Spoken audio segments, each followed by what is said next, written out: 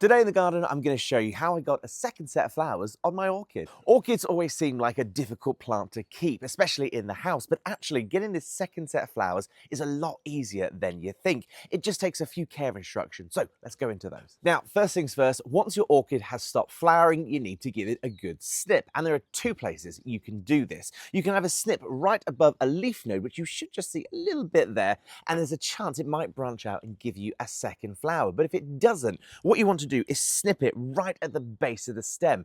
It seems mad, but it will grow back. Root care is massively beneficial for your orchids, and unlike traditional roots that like to be underground, these like to see some of the sunlight. They're like an indirect sunlight, so on an east or west facing windowsill, they'll absolutely thrive. And to be able to tell whether your roots are thriving, just chuck a little bit of water on top. If they turn this kind of deep green that you can see here, that means they're doing absolutely fine. But if they're kind of grey and dried out, there's no harm in cutting them away. And in terms of watering, I probably only give this a little bit of water every couple of weeks or so. You don't have to go harsh with it. When it comes to food and light, you don't really need to give this a different bark or feed in the first year, because 9 times out of 10, when it's been packaged, it's already flowered, it's used all the energy it needs to, and they've put fresh bark in it to make it look nice. So it's kind of taking care of itself. And in terms of position, I have this on a windowsill on a west-facing part. And as a result, it gets an indirect sunlight, which is not too bright to scorch it, but enough to get the photosynthesis going in the roots and in the leaves. It really is that simple. If you've done all the necessary steps and you haven't got your flowers yet, don't worry, because orchids flower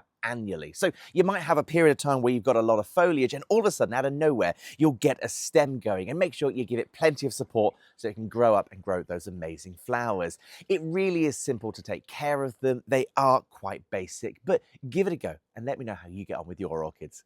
Take care.